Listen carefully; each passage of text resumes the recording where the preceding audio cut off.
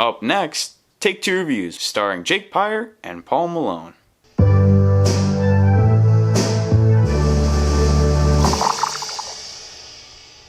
Take Two Reviews, movie time, excellent.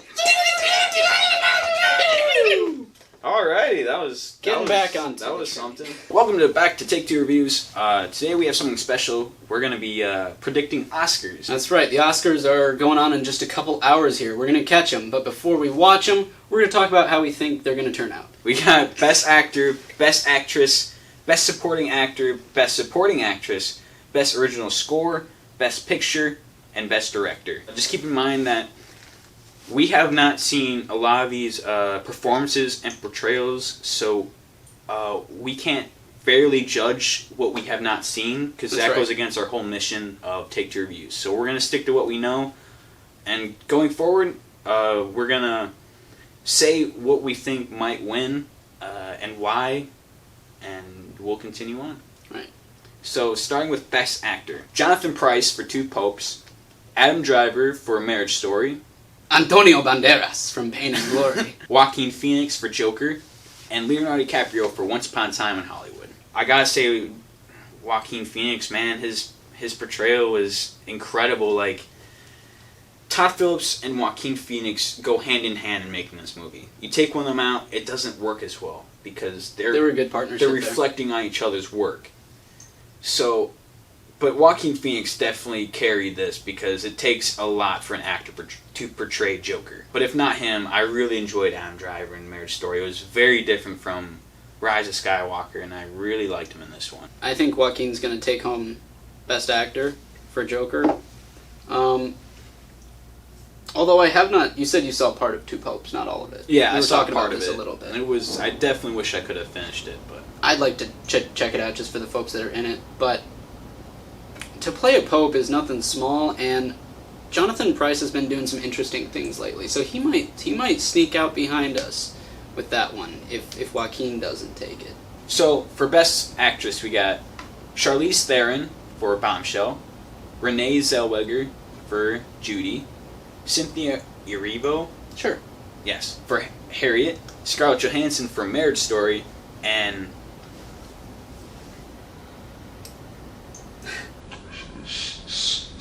Ronan?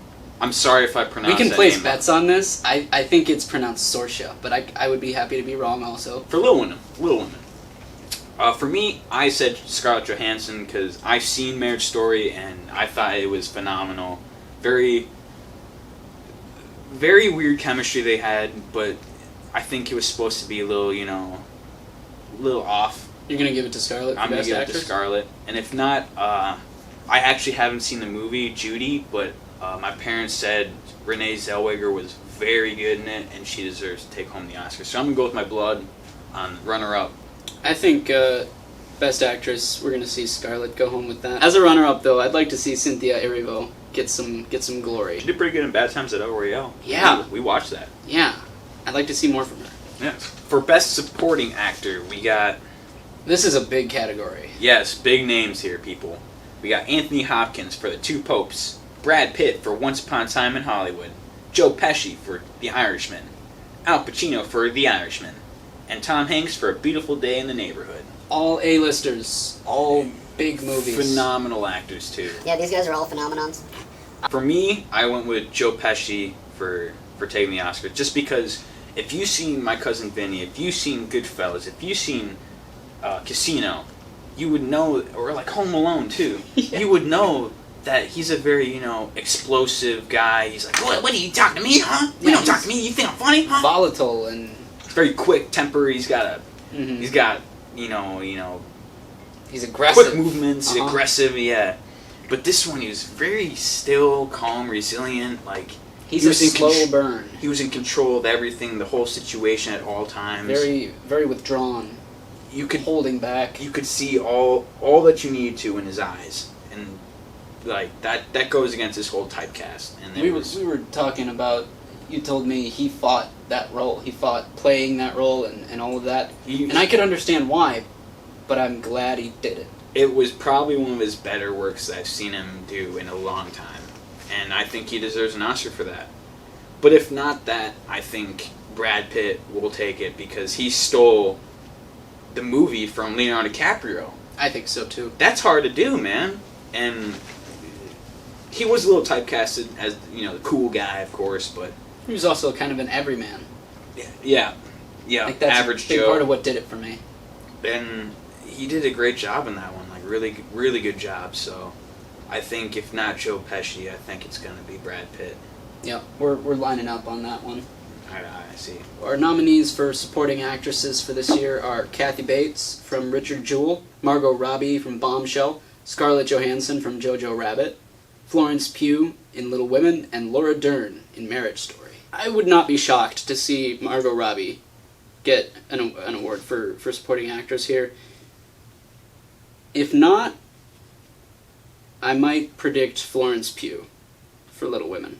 I think Scarlett Johansson will probably also be taking this home for Jojo Rabbit. I haven't seen it, but I've heard nothing but good things about the movie, and I think it's going to win somewhere. And Scarlett Johansson's an amazing actress, so I think that might be it.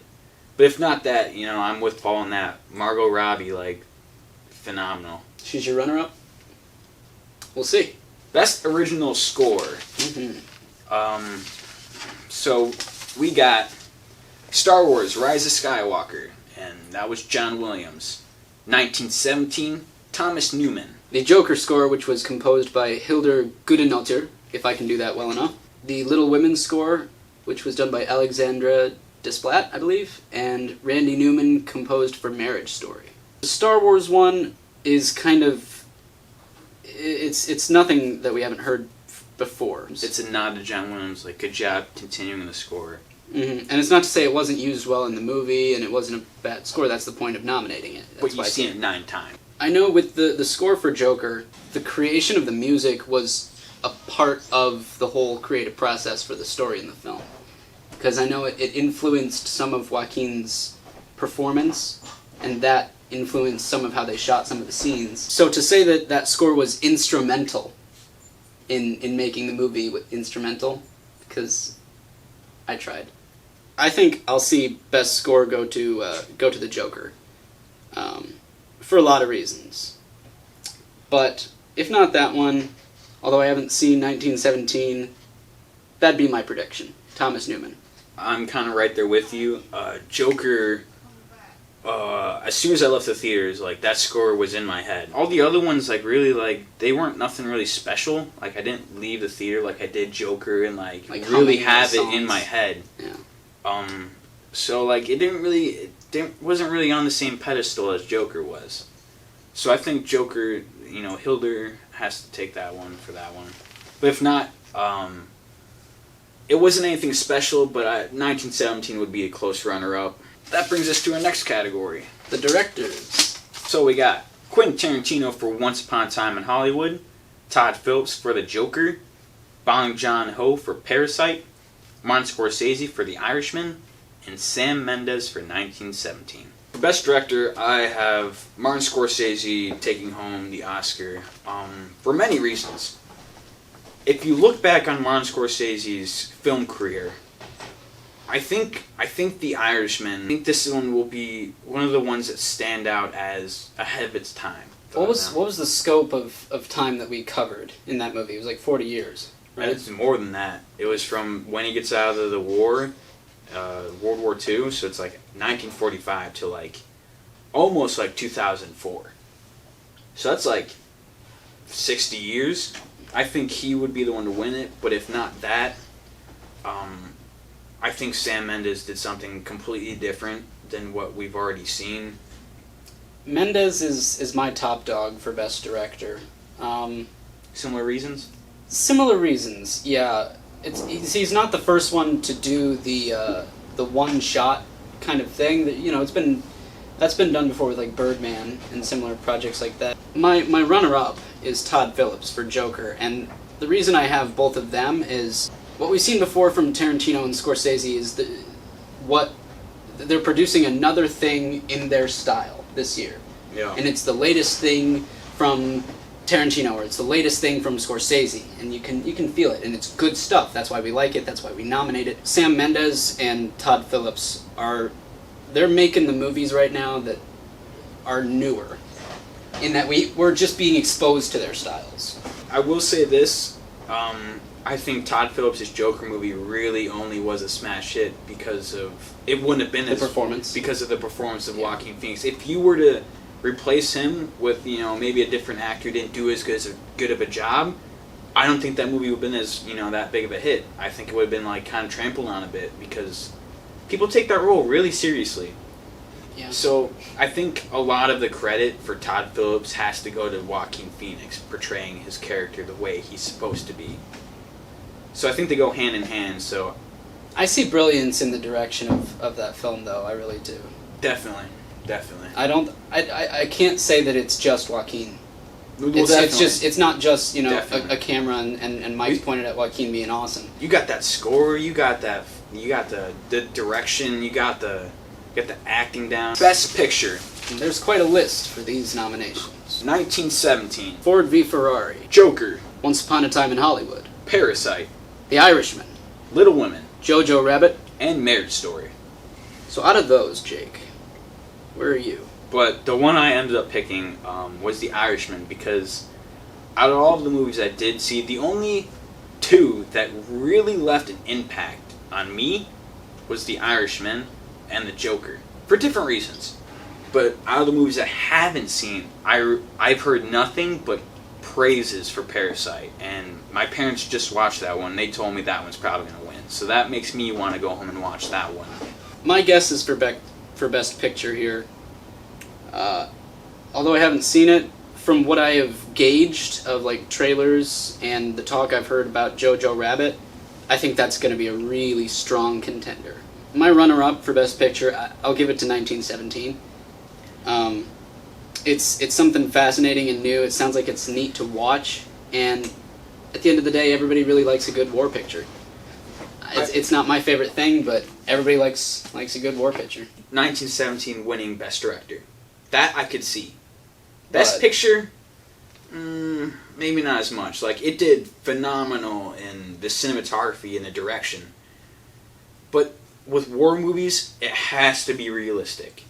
It has to be, or else it throws it off. Like, some of the Star scenes were Wars. very unrealistic. Yeah, but that's different. That's already made up bullshit. War movies, I like to make them, they have to feel real. They have to feel, you have to see the humanity in it. You have to, it's different. It's very different to a war movie.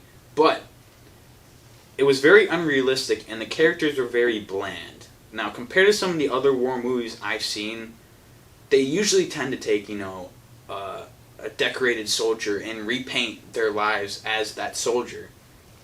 And you can, you learn with that character, you develop, you feel with him, you see what he goes through. That's what you're supposed to see in a war movie. It's supposed to be very surreal.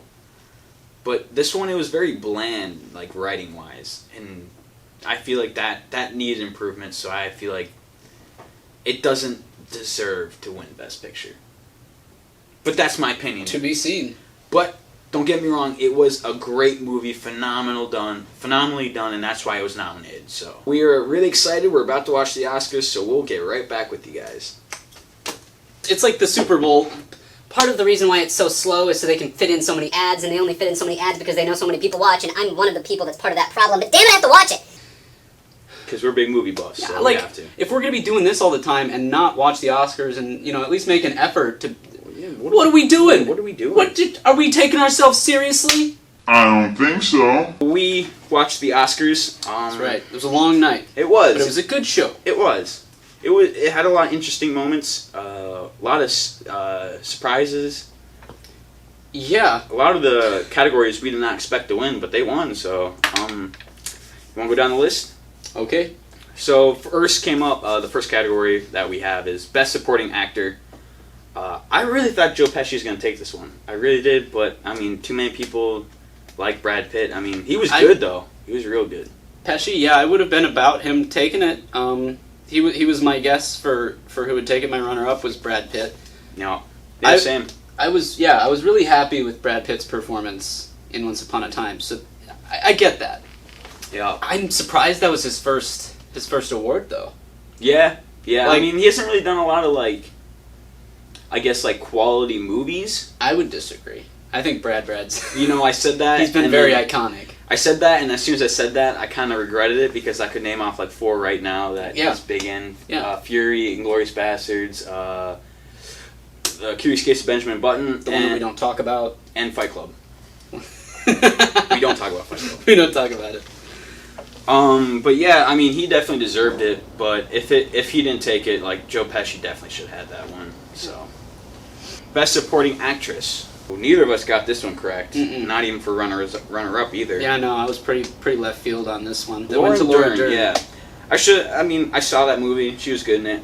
I didn't think it was Oscar worthy. Yeah, I remember you saying she was kind of like the lawyer in between them. It was like a mediator. Yeah, Basically. and it occurs to me like Laura Dern's played a lot of roles like that, where she's sort of a level-headed, diplomatic kind of person. So Logical. yeah, I think that was a good casting and evidently good performance. You know, so Good on you, Laura. yeah.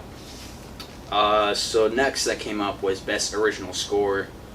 We both called this one. This one was a no-brainer. Like, Yeah, obviously, Hildur did a phenomenal job. Like, good job on you. Like, yes. As a cellist, to see a cellist take home an Oscar for a score, that's a good one. heartwarming. Yeah, that makes me happy, and really, that score, that's something that gets into me in a certain way. I can fall Definitely. asleep to that. I can work to that.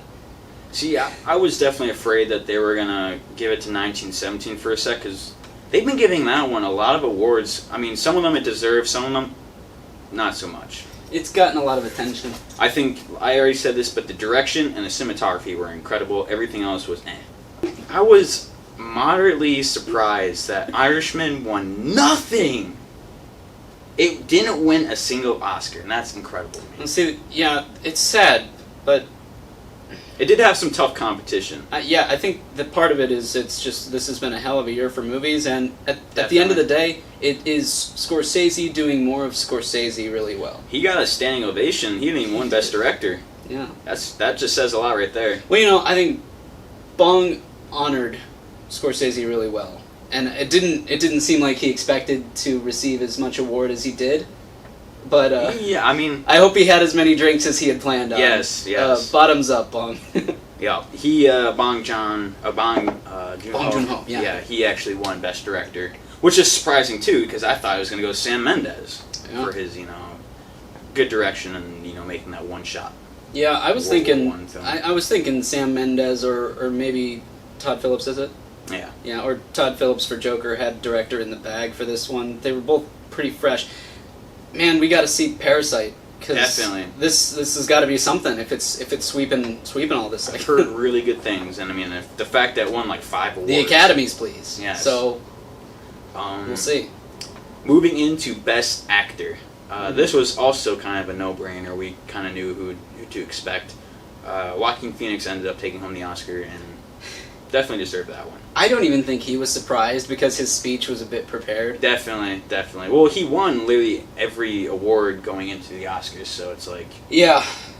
I feel It's a good season. I feel bad for the other guys who are nominated because they're like, well, I'm just here just for a show. The thing that I have to wonder about now, though, is every role we've seen Joaquin in, it's building and building. He's developing what he's doing with how he does it. He's perfecting his art. Yeah, it's fascinating to see. And now he's at this point where this may be one of the most iconic roles that a person can hold in our culture. It's probably going to be currently. his most well-known role he's ever done. To date. probably. Yeah. And he's played Johnny Cash. and I'm other saying such things, probably right? in the future going forward, like, Joker's not a thing that people just throw around. Like, that's a serious role, and he did such a phenomenal job that's hard to, overlook that. Part of me is deeply pleased, and part of me is deeply bothered with envy. Because I just wish that I could have done it. Or that I could have been the guy to make that movie, and somebody beat me to it, damn it. But they did such a fine job. can't be mad. I can hardly even be mad. Joaquin Phoenix, as he, continues his movie career, a lot of people didn't know him when he first started out. Yeah, he's a bit obscure. building his name more and more. Now everyone knows who Joaquin Phoenix is. Like, when he first did Gladiator, I don't think a lot of people knew who he was. He still got nominated for an Oscar for that role, but I don't think a lot of people, he didn't have that clout that he does now. So that, I feel like, good on him. Another thing I'll notice, it looks to me like he started with more supporting roles. Definitely. And it is, as an actor, I'm not positive if everyone would feel the same or if everybody has the same experience, but I would think it's harder to go from, supporting roles and then killing it in supporting roles to then getting into lead roles and killing it there. You're the main focus now. Mm-hmm. Yeah. And the way that you have to even act in those different... Project your own character even more because you're you're the main actor or actress. Yeah, it's different ways that you have to approach portraying individuals. But you're right though, it goes, Gladiator, supporting role, Signs, supporting role, and then, Walk the Line, then Her, then this. Yeah. So it's a progression. It is. It's neat to see, but I'm really curious what's next because, at a certain point, how do you top things? How do you keep going? It is, that's what I'm saying, that I think this one is going to be, his more, memorable role going forward from, even maybe his future. Yeah, and unlike, it's tragic and it's heartbreaking, but when we have people die on the cusp of a role, the way that Heath Ledger left us with his Joker, I don't know, it adds to some matter of the legacy, but then it takes away from the potential of whatever we could have had after from him. It's just fun for me that he's still alive, and that, hopefully we'll see some more from him. Definitely. So definitely takes a toll on you playing that character does. I can only imagine. Yeah. He seems harrowed at certain points. Well, it's like 52 pounds for it, man. So that's dedication. Best actress. I don't think either of us got this one correct. I did have her down for the runner-up, but Renee Zellweger won for Judy, which is kind of funny because Judy Garland, who she plays, never won an Oscar, and so the person who played her won an Oscar for that. It's some serious irony in all that. It is. Art imitates life, and life imitates art. Yeah. So maybe they both kind of got an Oscar. There were a lot of Renee. historical movies this year than I think there have been in the past. Once Upon a Time is kind of based off a little bit of history. Oh goodness, it was like a love letter to film history, a part of it anyway. The Irishman was a little bit about history. Jojo Rabbit was a little bit about history. Ford vs. Ferrari was a little bit about history. Well, 1917 was a little bit about history. Some of these are historical, and then some of these are, like, tangent historical. Well, that's what I meant. Like, all of them have to do to a degree of it revolves around some sort of historic event that happened during that time, and they kind of, rewrite it a bit. More stories these days becoming, things that come out of reality and then are rewritten, as opposed to things that are totally fabricated and made up. That was pinpoint, right on the dot, so. We're now on to Best Picture. This one wasn't really a big surprise to me. I mean, I was really rooting for The Irishman, but Parasite, I heard good things, so I knew it was probably gonna take home a couple awards for that. I'm looking forward to watching it. Oh, me too. Because if there is as much interest and as much support behind this film as there is, it must be quite phenomenal. I'm glad they went with something different, honestly, because I hate being able to predict what's going to win just based off of people's mood. I don't like that. I like to be surprised every once in a while. So I was saying this about these awards all night.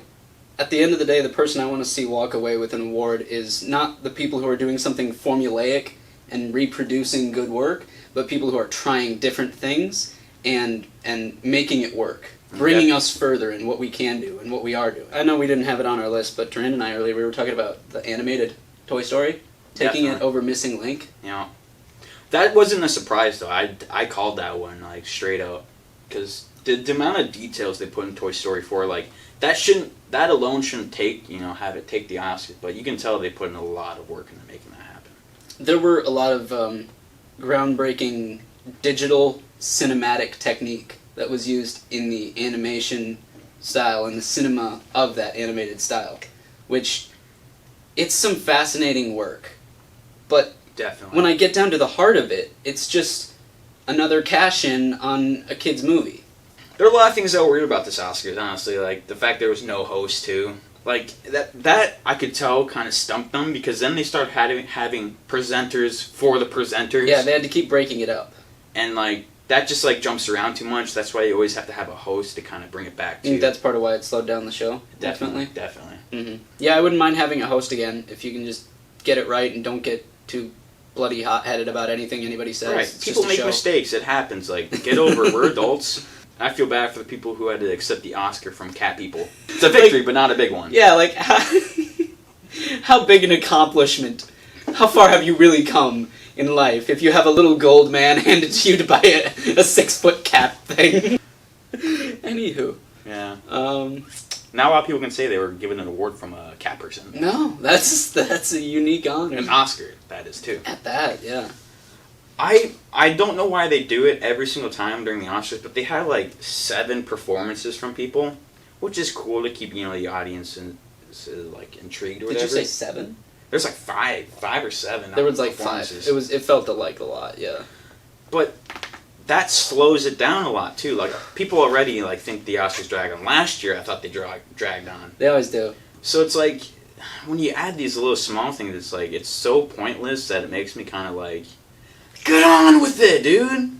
Yeah. I want to see who wins the next one. I don't want to see this shit. Part of my issue was everybody has different lives, but that's a Sunday night, Holmes. I'm working the next morning, and you let the show just go and go and go. These are just people trying to watch the frickin' award show for the year. Not everybody's got the time to just set aside their entire 4-week to get into your awards. Right. Sorry. I would understand it if they had it on Saturday, but Sunday, people got work in the morning, That's what I'm saying. Like, come on, bro. Air it on Saturday. I'll watch still. Right. And then, I could sleep in. I think more people would watch it on Saturday than they would Sunday. Hell yeah. Yeah. But that's the way she goes. I don't understand scheduling, so whatever works. Yeah. There was a few things. Up on the stage with an award in your hands and you have this time, you get to a point where you just start saying names. You just, all the people that I know. That one, all, you, hey, yep, you. Where's Sam at? Sam at? Oh, there he is. I just don't understand why people, when they make acceptance speeches, they feel like they have to give out their whole personal story. Like, dude, good job for getting that acting, but I really don't give a shit about you. Yeah. Like, show your gratitude. If you got a point to make it. Good night. Right. I think Ricky Gervais said it best, but like, these people have like no right to like speak, like have some sort of like political agenda to express upon everyone. I think that's a little like, come on, man. Like, I don't think award ceremony. It's not a good time for it. Yeah, it's not really the time not for a good soapboxing. time. It's not. People are just there to accept their speeches. They don't care about your political agenda. No one really cares about other people's political agenda. Let alone. But on a night like this, like, dude, like, thank people. You should be thanking your mom. You should be thanking your daughter. You should be thanking your wife instead. All the people who had faith in your work instead of who helped you with it. Instead of using that time to motivate your own agenda, that's pretty shitty in my opinion. But yeah. So that was a wild Oscar show. It dragged on for what, like 2.5 hours? It was longer. Like, it started at 8 and it finished like 10:30. At like 11. Yeah. Yeah, but I'm glad we could watch it together. I'm glad we could review this too. So. Yeah, and thank you for joining us. It's been a ride, and hopefully we'll be doing the same thing with you guys next year. So I got a quote. There's no crying. There's no crying in baseball. Thinking of my own thought. Check that sound right now. Checking that sound. What was that rap mid-show where that guy was just busting out stuff freestyle that happened in the show? I thought that was cool. I did too. So uncalled for. You like, think? dude, that shit was dragging on. They could have eliminated, like, the presenters presenting the presenters. What? Come on, just get to it. But as a runner-up, I'd like to see something... I'd like to see some grace go to Cynthia. Cynthia. As a runner-up, though... Yeah, we named this Vern, thinking that it was a fern. And later, Jake brought it to my attention, Vern, I'm pretty sure, is not a fern. Well, yeah. Based off one good look, I mean, we should have been able to tell that this is not a fern. All we know is that this guy gives us free oxygen, so Truth. He's our breathing buddy. High five, Vern. Bah. Shut up, take your fucking award, and go home, dude. Oh my goodness. And go drink, like bong. Yeah, he's got the right. Dude's got the right idea. Right. Yeah. These are just my harsh opinions on it. So, I'm nitpicky. Sorry. And these are my abstract guesses.